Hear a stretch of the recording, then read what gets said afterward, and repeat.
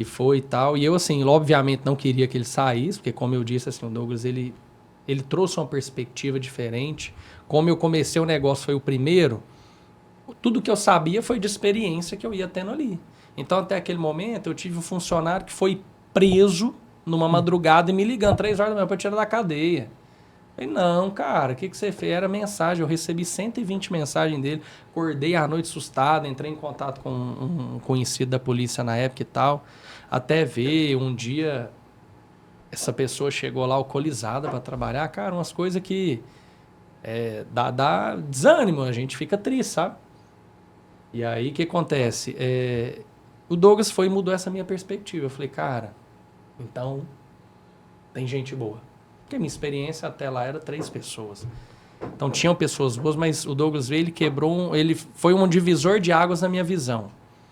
E aí ele foi, e eu falei, cara, beleza, se você quiser ir, joia, mas eu não queria que ele fosse. Obviamente eu não queria que ele fosse. E aí eu ansioso, falei, nossa, será que ele vai, cara? Porque fazia sentido. A esposa dele na época era safrista, né? Trabalhava 4 meses, depois não sabia se ia renovar o contrato e tal. Andava num... Na época ele fez um rolo lá e comprou um Beetle. Ele era vermelhinho, a gente adesivou ele tudo de bolinha preta, falou, é a Joaninha.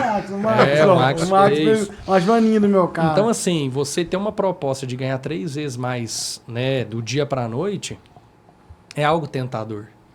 E o Douglas chegou depois e falou assim, cara, eu orei e Deus falou que onde eu colocar a planta dos meus pés, ele vai abençoar. E eu vou ficar.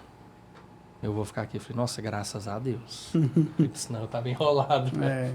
E hoje o Douglas está aqui, ele de um cômodo de sala e quarto, de cozinha e quarto.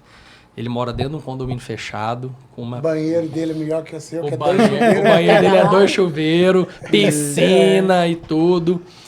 E hoje, assim, a renda que ele tem, então, triplicou o que era a proposta, que era o triplo do início, né? E, então entra aquilo que o Ed falou. O impossível. A gente tem que acreditar. Para nós era uma realidade. Hoje eu vivo coisas que para mim eu falava assim, nossa, se um dia eu chegar nisso, sabe, era um se. E hoje eu falo, não, estamos só no início, a gente tem que percorrer mais, a gente tem que alcançar mais. E eu creio que, igual eu falei no primeiro podcast, que os 12 discípulos, eles tinham uma coisa em comum, que era disposição e disponibilidade. Porque hoje, se Deus chega e fala assim, vocês vão abrir uma empresa lá em tal lugar. Cara, a gente vai. Eu não sou doido de desobedecer uma ordem de Deus.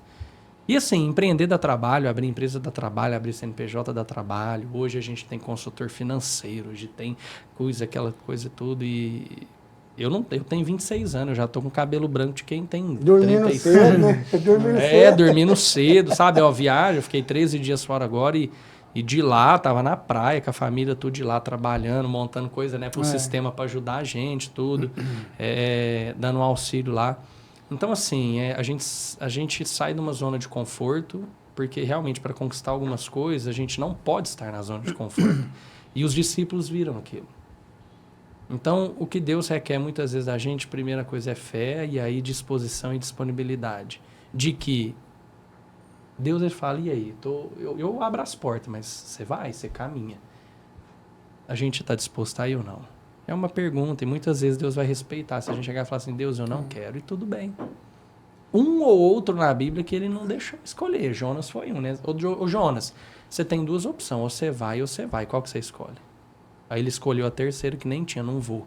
Deus botou na barriga de um peixe, fez cuspir em Nínive. Entendeu? Mas agora até o Douglas falar um pouquinho, até acho que eu...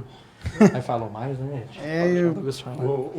O pior, tipo assim, é o seguinte, as pessoas veem hoje a Fácil Imprimir e não conhecem tudo que passou e as decisões que teve que passar. Por exemplo, o Douglas teve que abandonar toda uma vida para começar tudo do zero.